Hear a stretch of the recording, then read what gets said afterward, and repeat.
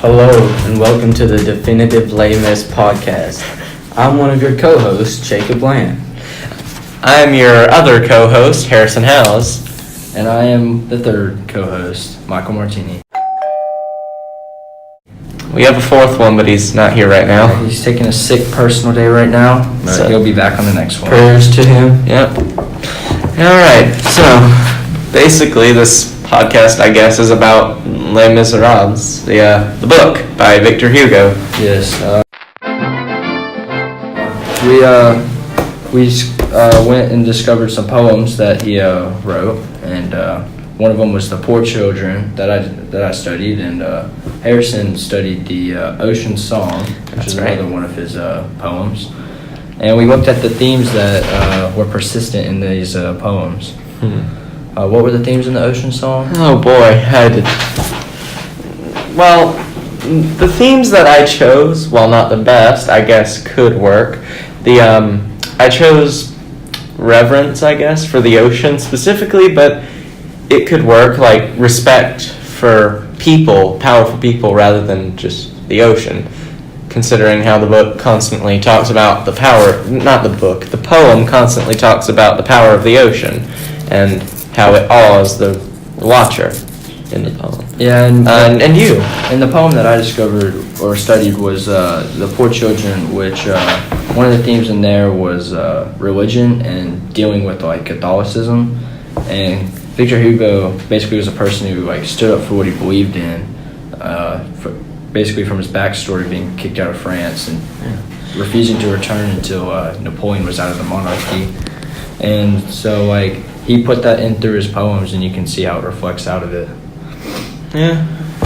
I mean, I didn't read your poem, but that makes sense considering, again, he was driven out of France by himself, actually, to exile on, I can't remember the island, Guernsey? Yeah, this is an island outside of Spain, right? Or is that? I think it was an island, it was in between France and the UK. Oh, yeah. That's right. He moved to another island and then stayed there for the rest of his life, where he wrote most of Les Mis. Yeah, that's true.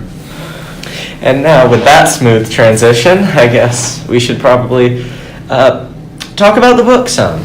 Yeah, so we read pages 1 through 33 in our version of the book, which, if you're in our class, you can find the serial number in Google Classroom. So we should probably start with our main character so far, Jean Valjean. What did you feel about the how he was turned away by both innkeepers and then finally accepted? What did you feel when that was happening? I feel like when he first got turned away, I didn't know like why, like because at this point in the book we didn't realize what had happened, but now we do. And seeing him turned away, you kind of feel bad for him, because like all he's trying to do is just get a place to stay and sleep in a bed, because he's been in the galleys for like 19 years and he just wants a bed and he has no food, and all he's trying to do is just have this little and he even offers to pay, like he willingly to pay, but then the guy tells him he has to go away, and it's like he doesn't know where to go, and he keeps on finding places and he keeps getting turned away. What did you think when that was happening? Yeah, but the first time he was turned away, I felt that it was a fair argument, I guess. Like, okay, maybe they are full. There should be another one. But by the second one, when he was found out, he knew they had room. Yeah. And they turned him away. I knew something was wrong. Like, whether it was with him or these innkeepers, or like what was the issue, I wasn't sure about until we were told that when he entered the church, was it? The bishop's house? The bishop, the bishop's house. When he entered there, that's about when we all understood why then. Yeah, when obviously we were told that he was a prisoner, and then, but the way he was condemned was kind of odd. How he only had to spend 5 years in the galleys, but then he kept trying to escape like 3 or 4 times, and he's got kept on more years added to his sentence. Yeah. So that was weird, I thought, but I don't know. I guess that's his personality. I guess it is. Another thing I guess we could turn this to is how, like, prisoners are treated in today's society, I guess. Like, specifically in the U.S. Like, Yeah. this is in France in the past, but it has some parallels to today. Like, a lot of ex-convicts for minor crimes or stuff like that, it's permanently on their list, and it blacklists them from a lot of jobs, making it impossible for things to get better. Thus, they'll end up back in prison. Yeah, even if they like started a new chapter in their life and got clean and just decided to be a new person, like they still have that on the record. And even though they might be changed, there's still like a chance of them not getting jobs or having people like turn them away just because of their past. Like, I feel like that's unfair for some people. Right. And it's not just like specifically occupation wise. Like, if a person ever found out, like, they would I guess their feelings towards that person would change. They would get more nervous, or they would, Right. I don't know. Some people aren't like that, but a lot are. Yeah, I mean, I guess it would be fair if it was like a huge crime for them to like keep it on the record. But if it were like a minor one, like Jean, like he stole something, like I mean that's not too bad. But I mean, It wasn't like he broke into a bank, Yeah. and tried to rob it at gunpoint. exactly. And like the only reason he was there for 19 years is he kept trying to escape. Like, Yeah. so I just don't see why he keeps getting turned away and has that yellow card just because he had a minor crime. Yeah. Now, what did you think about the bishop the first time he was introduced?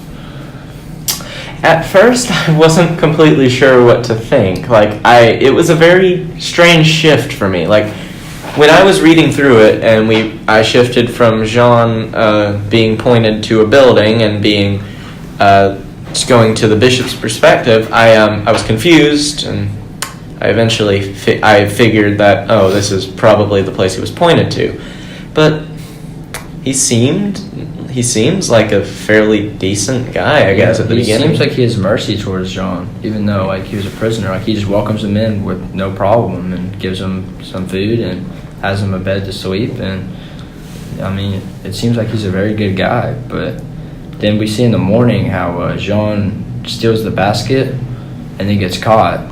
But then once again, the bishop lets him go and says, "Have mercy on him," and he gives him some candlesticks, send him on his way. Yeah, that one,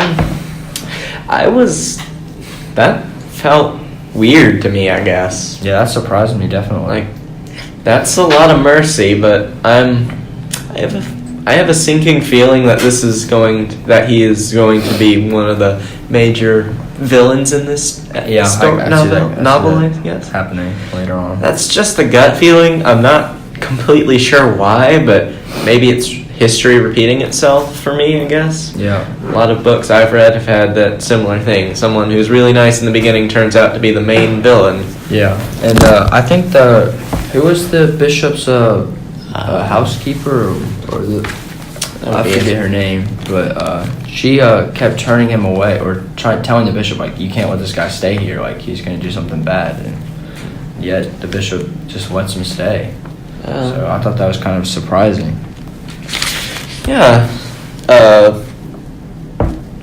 I can't find Magliore? Yeah, something pronounced like that. It's on page 19, top of the page for anyone interested in our class, I guess. Yeah, and then after the bishop has mercy on Jean and lets him free, that basically ended this first section of the book. So a lot happened, but it was good to introduce everyone. All right, so now that we're at the very end, we should probably. What are your overall thoughts of this book? I guess of this section. I think Jean, he finally found a place to stay, but I feel like he kind of took a little bit of advantage of it and got lucky that the bishop was lucky to have mercy on him. But I feel like that might come back to haunt him later.